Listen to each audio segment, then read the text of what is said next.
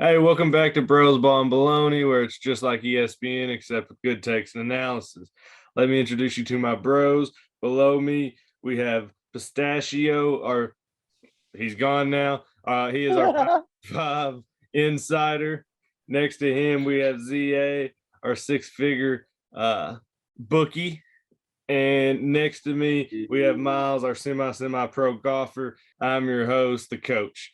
So let's get into it, guys. We got a lot to talk about. We got to get to so much great day in sports. Let's start with the NBA. The first thing I want to talk about is LeBron James. He's averaging 29. He's averaging 8 rebounds, 6 assists, and he just put up like 56 points, and he ain't slowing down. What do y'all think about LeBron James? I know the Lakers aren't good. I get it. But LeBron James, he is incredible. Anything on the king. LeBron does this year by year. The team sucks. He's played on a lot of shitty teams. He's turning it on. He is becoming playoff LeBron towards the end of this year. I mean, he's carrying the whole team. He's carrying the whole team. It's just like Cleveland. Yeah, I mean, I think this proves that. Yeah, absolutely. I mean, LeBron always does what's necessary. I mean, he could honestly win the scoring title every year. He's going to win the scoring title this year. It's not even close. He's blown it out of the water. He could do this every year he wanted to, but he's a pass first player, which I think really shows what kind of player he is and how he elevates everybody around him. Now this year, I think he's realized AD went down. They really don't have the go-to scorer, so he has to become that guy. I think he's proven that he could do this anytime, and it just shows how amazing he is, especially in the latter part of his career. So, Pistachio, you have anything? Yeah, I really like that he's from Akron. It's pretty cool. Ohio. So the other thing we've got KD and Jayson Tatum. I only got to watch a little bit of this, not gonna lie. I was just flipping through, stopped on a little bit, but them two just absolutely lit it up. Jayson Tatum went for 54 and Kevin Durant 37. Of course, the Celtics got the win, but I love Jayson Tatum. I think he proved how good he can be. He's just really inconsistent. Man, that Celtics team looks nasty. They have a tendency to turn it on between Jaylen Brown and Jayson Tatum. This looks like one of those Celtics teams of age old, like the Larry Bird days, where they just go on stretches of having extremely high-powered offense. Yeah, they are looking good. And I'll tell you what, can we just sit here and just think about KD's choice to leave Steph Curry, the Warriors, to go to Brooklyn? Like, it's like, what could have been? He had to. I mean, that experiment is just blown up. It's over. It's not going to happen. I feel bad for KD, but at the same time, it was his choice. So. Man, he should have never went to the Warriors, but I'm not mad at it because KD's a dick, man. He's a dick to people on the internet. Like, he don't give a shit. He don't use lotion. Like, he got all these issues. No Vaseline. All he does is ball. All right. And he didn't get enough glory in Golden State because he had to share it with Klay Thompson and Steph Curry. And he deserves it, man. My point is the whole Brooklyn blow-up fiasco is how the hell do you let James Harden go? Kevin Durant and James Harden and Kyrie Irving should have had a better relationship to where they're like, hey, this could be the best thing that ever existed. Come on, what are we doing? We all score points. I feel like Kylie's like a poison, man. Every team he goes to, Kyrie is poison. I agree, but he's so good. I mean, he can handle the ball. He can fucking score. I mean, come on. Look at Kyrie's handles and scoring ability. It's impeccable. Someone had tweeted a picture of them three on Twitter and was like, who's stopping these three? And someone commented, some lotion, strip clubs, and a vaccine. Ended up working out. Yeah. My sons took a risk a few years ago on Cam Johnson, okay? And he has turned out to be a stud shooter, okay? Hell yeah, he absolutely lit it up. 38 points, 9 for 12 from 3. Okay, the guy is absolutely fire for everyone talking the crap about him, talking about him being a second rounder and a reach. Talk about someone who really exceeded his expectations, I think, in the NBA. I'm loving the Suns right now, just to be honest. Yeah, I loved him last year. I loved him the year before. And I know that that's Coach's favorite team. I've known it since he was a kid. He had a little Lakers affinity for a little while. But I'm loving what the Suns are doing right now. And Cam Johnson he's showing out. I mean, Suns at 4, baby. Suns at 4. Suns at 4. I thought that last time. Don't say that. Okay, let's go. Fucking blow it. All right, let's get out of the NBA. So we got to touch on it real quick, just because it's such a great story. The women's college basketball. Okay, didn't think I'd ever bring this up on the show. Not gonna lie. Okay, UK's women's team, guys. They started at one point. They were 9-11. Okay, they were on a 10-game winning streak and win the SEC. Okay, so let me read you off the teams they had to beat in the SEC tournament. Okay, first they beat Mississippi, number 18 Tennessee, number 6 LSU, and number 1 South Carolina. That may be one of the greatest runs in a college SEC tournament, men's or women's. It's incredible. Since they lost Matthew Mitchell as a head coach, that women's team has sucked. It's been 2 seasons. They were bad the first year, and they won a couple games, pulled out. They have this, I can't remember what her name is, but apparently she is actually a decent coach, because she turned them around, like you said, about halfway through this year, and they have played incredible basketball. I know this is a little off topic, but I just wanted to bring up that Brittany Griner is in God damn it. Russia prison right now. What a moron. Like, out of all times for you to try to take something illegal across the border, how you gonna do it? No. You're completely wrong. She's been playing professional basketball there since 2016. You think someone who gets high doesn't take weed over there every single year? I get that, but I'm saying she had to have. Doesn't. I get it. You don't doesn't matter this time. I don't care who you are. He's in a. Do you know how much money she makes over there versus how much money she makes over here? Yeah, like every year to 100,000.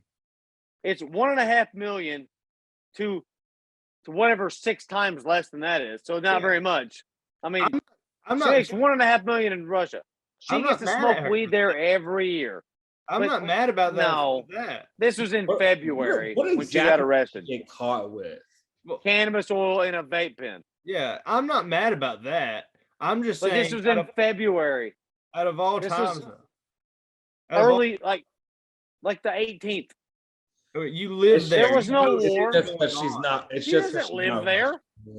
She was there. She's been living there to play basketball. She flew there on an airplane and happened to have pot in her bag, which she does every season. But this season, they're like, no. I mean, she's a fucking idiot for doing it right now. Okay. Why didn't you just go there and buy pot? Like, what? Come on, like every normal person. Because apparently you're not allowed to. like, oh, you're not allowed to. So I got to bring my own pot. But college basketball. The first thing we need to talk about is Duke. Okay. The Duke Blue Devils, Coach K's last game, average ticket price $5,300, and they get beat by their underdog rivals. At one point, I think it was 20, but I don't know what I don't even know what the score is. It's just all the memes and videos of crying Duke fans. I think it was double digits. Get off of Duke, and let's talk about winners. Okay, the teams that's already punched their ticket. Starting with an A, Sun. Bellarmine actually won the tournament but are ineligible, so Jacksonville State will take their place. In the Big South, Longwood from the Colonial, Delaware. The Horizon League, Wright State. From the Missouri Valley, Loyola, Chicago. From the Northeast Conference, Bryant. From the Ohio Valley Conference, Murray State. From the Patriot League, Colgate. From the Southern, Chattanooga. From the Summit, South Dakota State. From the Sun Belt, Georgia State. And the West Coast Conference champions, of course, is Gonzaga. These are the first 12 teams that secured an automatic bid in the tournament. This weekend, we'll find out the rest of the teams and the rest of the field. So it's going to be an exciting weekend of college basketball, guys. Can we shout out that dude last night, there's John Baptiste, for hitting that buzzer beater to win the game for Chattanooga? Yeah, that was sick. Sick. Thank you. That was a sick game, dude. Yeah, that was nasty. There's been, and I couldn't look them up today, and I wish I could have, but there were a couple, there were 3 or 4 buzzer beaters over the past weekend that I should have screenshot them and saved them, but I wasn't thinking about, because this is the first weekend of NCAA tournaments. This weekend's the big tournament, so I wasn't really thinking about it, but there were so many buzzer beaters. Yeah, college basketball's been great. Just like, it's been great.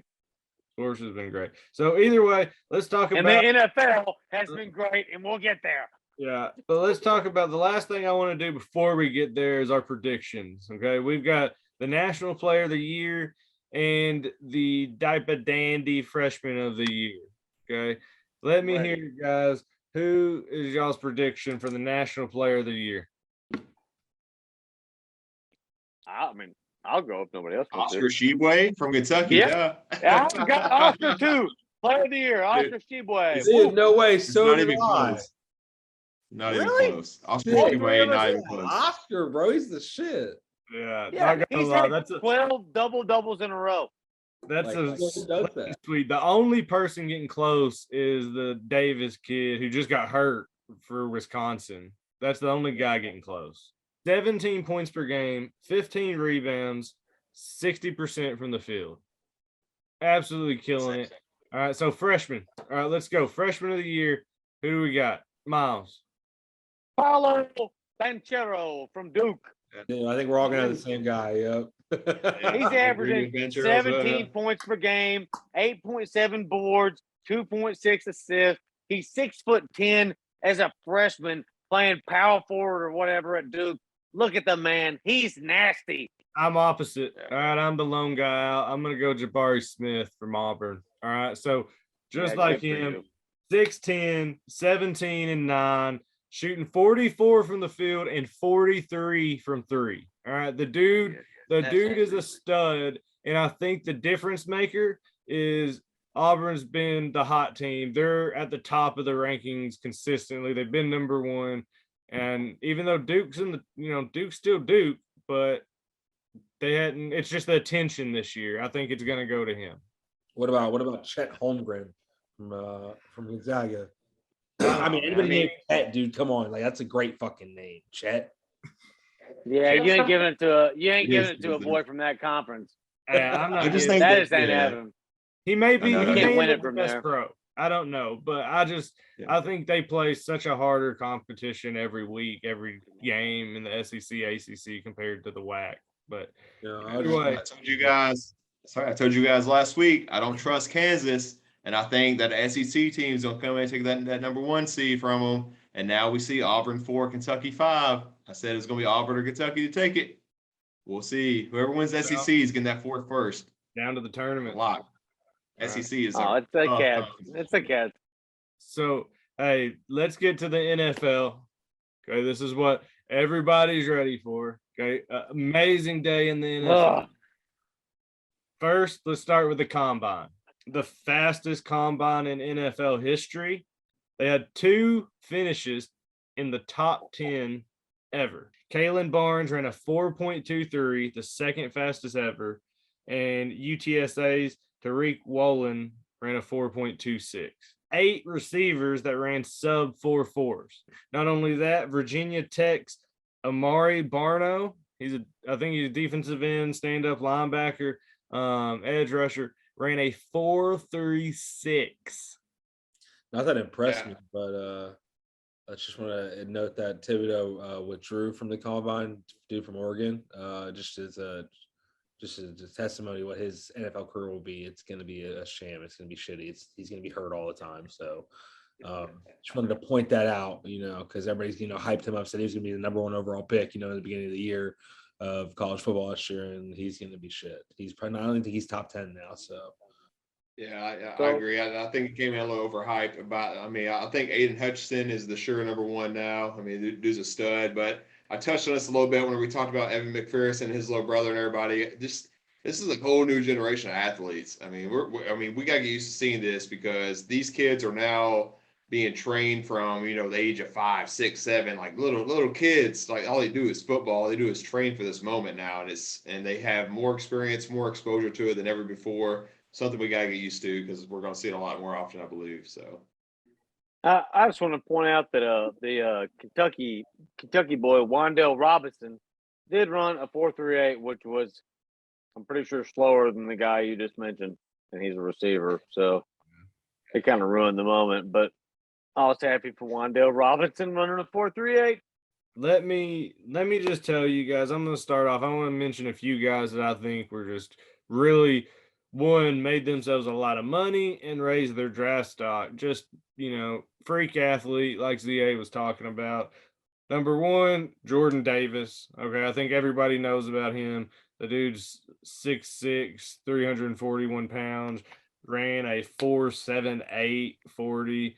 Insane. That, by the way, that is faster than Patrick Mahomes' 40. And I think Malik Willis, from a quarterback standpoint, I think he really helped himself. Not only does he have the athletic ability, but he has that potential, and he showed what he can do with his arm. And I think Thibodeau, like you were talking about, man, that's why he gets hyped up, just because he has that potential. And the NFL, they don't really care about your stats in college. They want to know about what you can do for them, even if it's 2 years down the road, man. Potential. And I hate that because you skip some players. But Malik Willis, what I've read, is said that the people who have interviewed him and talked to him said it's not just his character and his charisma, but it's his incredible football IQ. And that's what makes him such a special character, besides his huge arm that he's displayed during the combine. Crazy thing I saw pop up a while ago, Adam Schefter texted me and said that it'll be Willis and Kenny Pickett are the top picks for Seattle right now in the draft. He texted me about 15 minutes ago. I couldn't get to it beforehand, but I know Adam's not a liar, so we know that's definitely the truth. There's a few other players I just want to mention who Chris Olave from Ohio State. Okay, man. I have loved this guy for a few years. He's had a lot of really good quarterbacks in college, but he's always produced. And the crazy thing is he's never been the take the top off guy. And he's always been considered, a solid route runner. That's pretty much it. But the dude comes in, runs a 4.39, not 4.26, but man, you make you a lot of money running 4.39 compared to 4.5, which I think a lot of people expected him to kind of be that 4.4, late 4.4, early 4.5 kind of guy. And then talking about making you some money, North Dakota State, Christian Watson, okay, receiver, runs a 4.36, 11.4 broad jump, and a 38.5-inch vertical.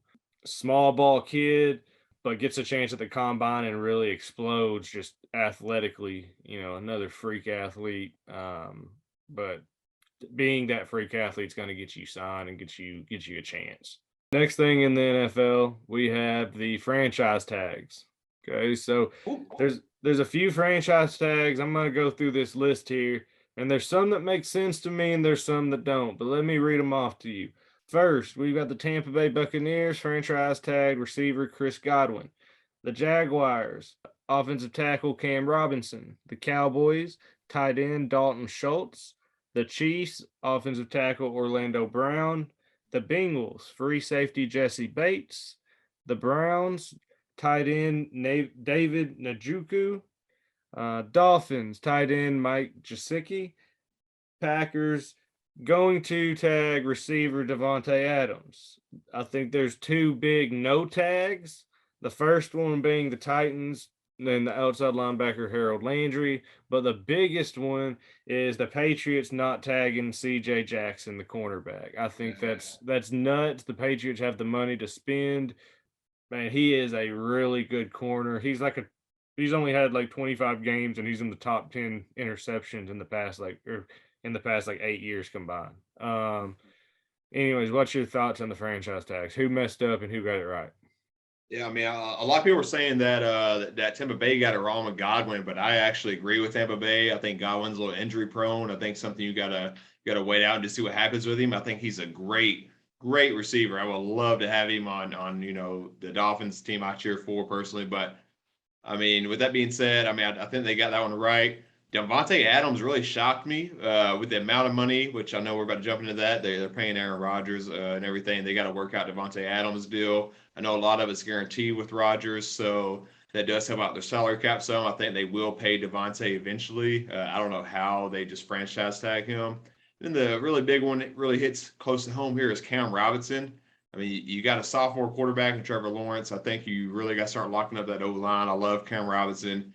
I don't know why they didn't sign him to a big deal. I mean, we'll have to go from there. I know he's had a little bit of injuries as well, but I think that's a position you got to lock down. I think he's a great tackle. So Godwin, I think I agree with you. Tag him. Let's see what you got. See if you got a quarterback next year, or do you got to completely rebuild? Don't get locked into that money. Orlando Brown, I think makes the most sense. You got to protect Mahomes. I think that's, you got to do that. The Cam Robinson one. So I got to disagree with you. Okay. I don't think Aiden Hutchinson's going number one. All right. You've got Trevor Lawrence and Cam Robinson. He's good, but he's not that great. And you can go out there. There's not a dominant receiver. There's not a dominant. Aiden Hutchinson's not Nick Bosa. I think they go out there and they either trade it back, but I think they really draft either Neal or the offensive tackle to North Carolina State or Mississippi State. I think they go and draft a tackle. Now you've got a rookie tackle who you can develop into a left tackle, or he ain't going to make it at left tackle. Let's put him at right and let Cam Robinson play another year, and then we can sign him and let him go off his rookie year. But Davante Adams, okay, right move for the Packers. Davante Adams has to be pissed. Think about it, man. He's a California boy. He went to Fresno State. He was about to get out of Green Bay. Okay, he gets out of the code. He was going to get to go to Las Vegas, play with his buddy and Derek Carr. But now Aaron Rodgers stays. So if he wanted to leave, he looks like a bad guy. If Aaron Rodgers left, no one would blame him for leaving Green Bay and he'd still be praised. But now they signed him for a contract, for a franchise tag. We'll get into now Aaron Rodgers. I think that's a good leadway. Signs 4-year, $200 million. I think this absolutely cripples the Packers for the future. This is a win in the next 2 years. Davante Adams is franchise tag probably the next 2 years unless he wants to stay, and I don't see it happening. Happens over and over again. Ben Roethlisberger was one. I think Drew Brees, Kirk Cousins, Russell Wilson. You see all these huge quarterback contracts, and you wonder why they're not winning Super Bowls. There's Tom Brady sitting at $24 million and winning Super Bowls. But either way, what's your take on Aaron Rodgers, guys? A homeless person. He officiated a wedding. He looked pretty good. Kind of like a cheap John Wick. Oh yeah.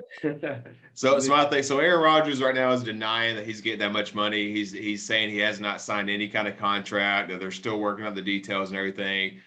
Aaron Rodgers, he's lied to us before, so I'm not taking. I mean, that's what I'm saying. If Adam Schefter said it's going to rain, I'm grabbing my umbrella, man. You know what I'm saying? Like, I feel like so. Hey, if I do think it's going to be absolutely, man. I think it's going to be something around those numbers. From the rumors, a lot of it's guaranteed, which is actually going to help out their salary cap, which means all that's not going to go towards their salary cap, which means they will be able to bring in somebody. Something I'm going to jump into because I know we're about to go into the good old Russell Wilson trade. But before we get into that, it's a huge year for tight ends on the free agency market. Jump in more on that a little bit later, but I think they go out and get one of them in Green Bay. I think they have to go get another weapon at wide receiver. I really thought they were going to make a pull for Godwin, but again, you see the franchise tag on him. That never happened. So we'll see what happens, but he's got to have more weapons because you've seen what happened in the playoffs. He got beat because he had no weapons and he trusted nobody. He threw it only to Devontae and Aaron Jones is running back. See, they've got Robert Tonyan, man. He's good, but he's been hurt. And all the tight ends, he trusts him, though. That's the big thing. He trusts him, and he makes him good. The bad thing is the tight end was the most franchise tag position. That's the hard part. You got to go get one who's not locked up.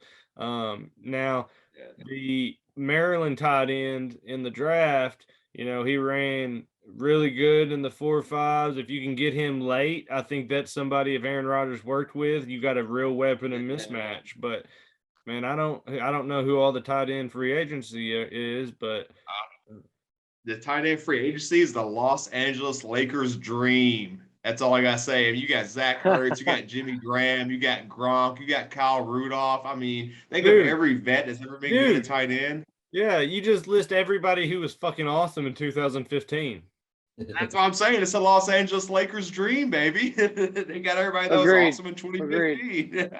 Look, all right, so let's talk about, you mentioned the Russell Wilson trade.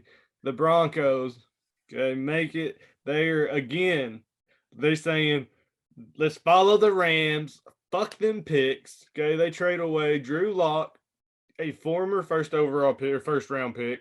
Noah Fant, a first round pick. Shelby Harris, a rotational player. Two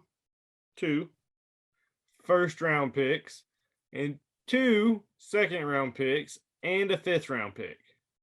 What do y'all think on that? All right. How did the Broncos reach? Dude, the Broncos really reached on that. The team might be sick, but that was a lot to give up. Yeah, but Russell Wilson also got a lot of life left in him, I think. So. Oh, I don't know about that.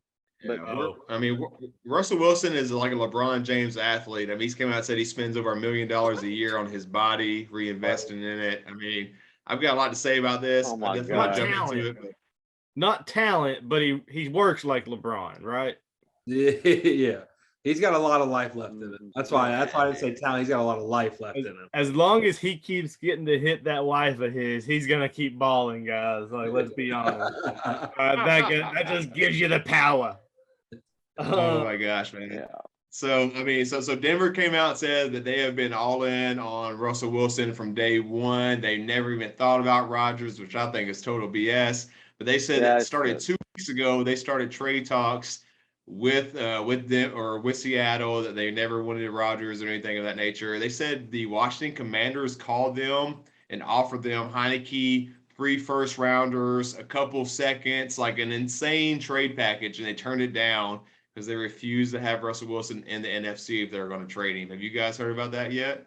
I honestly, when I read that, all I saw the Bleacher Report, like the highlight, and it said what they offered. I thought, why the hell would you not take that? And then I started thinking, no, you don't want that to bite you. You don't want that. No, you don't want it. You don't want it. So now, I mean, I really want to like just point out Denver's offense coming out next year. I think they're going to be absolute monsters, man. You got Jerry Jeudy, Cortland Sutton, you got Patrick, Melvin Gordon, and Williams in the backfield. Now they got rid of Noah Fant, but I mean, Noah Fant, I think he's got potential. He's fast. He's big. I mean, I think he's not a bad pickup for Seattle, and it's not a horrible loss for Denver. I think they can go out and get somebody to make up for that position. I think Russell Wilson would have made him a lot better because I think, like you said, he's the mismatch, and I think Russell Wilson, not only moving around like he does, but that buys him time and he can get open. I think Denver gave up too much, but if they try to win in the next 2 years, I think they're contenders for 2 to 3 years. Now, after that, they're going to be in a little bit of trouble. But, ZA, I know we were talking about, what do you think? Are they contenders?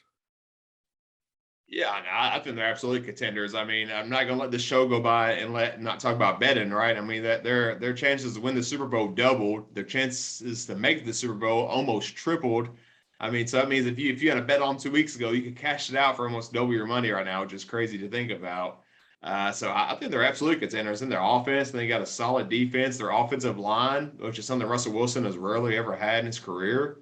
I mean, I think it sets him up to really show what he's got to prove. I mean, he obviously had weapons in Seattle, but the offensive line just was not there. I mean, DK Metcalf and Tyler Lockett was studs, just was never there to really have it. But Denver had to go all out, man. Do you guys think that the AFC West is now the best division in football? No.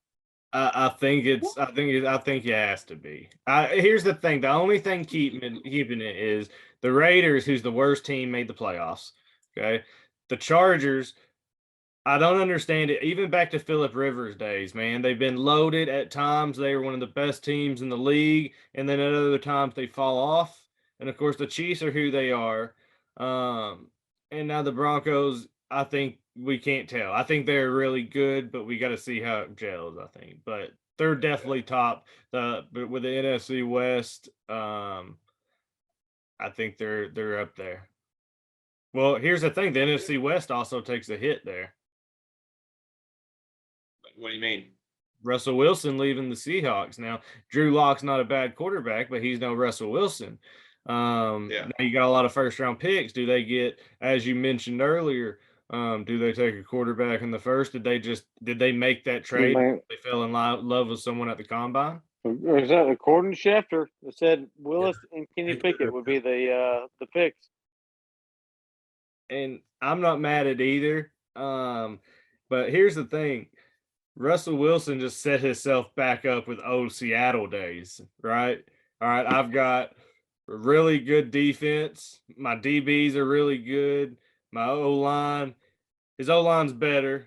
His running back situation's a little bit worse. He don't have Marshawn, but he still got some average receivers. You make do with what we have, and our defense will stop him, kind of thing. And do y'all not think his wife made him move? I don't know. He would be in New just York. Sucks. It rains for the Giants if it was up there. But if it rains all the time, and there's lots of violence up there in Seattle. Denver, they can just go get high all the time. No, I mean, it's not that bad. There's not that much violence. Yes, that was kind of an exaggeration. Thanks for running that, Pistachio, you fucking Western Coast bastard. Let's be honest, though. She probably don't fucking live there. She lives in LA and takes a jet. Yeah, she lives wherever she wants. That's why Alder's argument was invalid too. But God damn it. So, hey, all I gotta say is, man, if Derek Carr is the worst quarterback in a division, count me out, man. That's a stud division, man. That's gonna be, I think, the best in the NFL. If you can name another division that's better than them, let me know, because I just don't think there is, man. That's tough. On paper, they definitely are. Now I think we got to see what happens. Let's see how that works out. Yeah. On paper, let's see how that works out. Conference. Let's talk about trying to buy the league. Okay, Calvin Ridley, Mr. didn't play because he had some mental health issues, which I'm perfectly okay. My favorite player. Okay, I love him as a player, great player. Decides to bet, okay, on the NFL while he's not playing. Bets a total of $1,500 apparently, and it's going to cost him $10 million. ZA, you're my bookie, but is 1,500 to 10 million good odds? What should I take that bet? Those are poor odds. Poor odds. Never take that bet. So he is suspended for an entire year. Okay, completely overkill. But what do you think? You got to be with me, right? That's overkill. I mean, no. Yes and no. It's Rodgers. No. To lose. He bet on it was a parlay. Shut up. Pete Rose bet on his own fucking baseball team. Yeah, Pete Rose in the Hall of Fame. Yeah. Get out of there. Doesn't matter. That's the rules. He should be in the Hall of Fame. No argument. Yeah, either no way, argument. That's the rules. He's not playing. He bets on a parlay Is it? I mean, it's stupid. You're a millionaire. Why are you doing it anyways? Why are you playing with $1,500? Why don't But you go to like the slot machine or something at the casino? Yeah. Exactly. Yeah, Yeah, so- exactly. You know it's against the rules, so why are you doing it? Right. I mean, Brittany Griner knows it's against the rules, so why the fuck she bring it over there? Because she got away with it for 6 years. That's why. I mean, I don't know if it's just like, like fame and fortune that's hits the these truth. guys I'm just so telling you. I quick. mean, that's why. I mean, I don't know, but there's a few things that the NFL has at the beginning of the year where you have to go to a meeting and sit down, and when you leave that meeting, you sign a piece of paper saying you understand the rules. And they have one specifically just for sports gambling. Another wormhole fell down. Big gambler here. They can actually gamble on college basketball, any kind of basketball, anything like that. They can do college football. They can do NFL. So if you wanted to get his rocks off, go gamble on college basketball or something. You're a millionaire. Exactly. First off, why are you only gambling $1,500, and why are you doing NFL when you know it is a rule? Now, do I think we can argue the timeline? Yeah, I think a full season is pretty harsh for that, especially when it's a parlay. It wasn't even like, if he's going there saying, hey, I'm playing, the Falcons are going to lose by 3, and then he's out there like, dropping passes and stuff. That's a whole different story. But I do think the timeline's a little harsh. But at the end of the day, it's a rule, man. You cannot break that. Like, it's like he's an idiot. But they're starting to they're trying to make an example out of it. They're going to push it to happen again. 100%. I do also think it's harsh. Like it's not like he was consistently betting throughout the time he wasn't playing. It's like a one-time thing he did that. They're making an example out of it, so this shit don't happen again. I think we can all agree on one thing: is he completely fucked up when he did not say he misinterpreted the rules. And what I really think where the NFL loses here, though, is it really shines on their domestic abuse policy and how you only get 4 games if you go beat the shit out of some woman. But if you just bet $1,500 on a parlay, you lose the season. Like, it's because you have a chance to make money. You have a chance to make money. It's a business, man. That's really stupid. Like, how can we make the most money? How can we make the most money out of this situation? No, it's just like I said. Just like I said with Ray Rice. All right, they let him coach high school, be with kids, but not play with the big boys because he makes millions. So same thing. He was betting, so he had a chance to make millions. So they have to make an example out of it. People don't. But why can't the third string guy who's barely on the team on the fucking main roster? Why can't he bet on a game when he's never going to play unless somebody gets hurt? If he his bet, but then his bet should be illegal. If he gets in the game, his bet's off. That should be the rule. I'm okay with that. If you're never going to play, then you can bet on it. But if you play, the bet's off. So basically, if you don't step foot on the field, you can bet. There's no way that's going to work, but I would be okay with that if they really had a system for that. Yeah, I think it makes it. It's part of a job, man. Like is weed legal in Colorado? Absolutely. But if you drive a school bus, are you going to get drug tested? 100% you are. It's part of a job. How much more money for that job? You know the rules. Could you imagine how much more money there would be in sports betting if like athletes were allowed to bet? How much more money would be? Like, how much more? Well, they can't be allowed. They can't be allowed to bet because they'd be throwing games. I understand that, but like you go to the only if they bet they win, because then we know that they're playing their hardest. Yeah. But that's what Pete Rose said. He bet majority of the games he ever bet on. He bet for the team to win. I do have a question for you guys though to end the night. So you had to take one team to win the Super Bowl this year. Would you take Rodgers and the Packers, or would you take Wilson and the Broncos? Packers. I go Wilson. I'm only going Packers because they've been together. Russell ain't done it yet, so fuck it. Russell Wilson. I'm going A-Rod because, man, he looked really good officiating that wedding this weekend. He looked slick as fuck. All about it. Guys, hey, we're out of time, though. We'll end it with the John Wick, Aaron Rodgers. All right, I love you. It's been fun. Bros out. First State, baby. Let's go.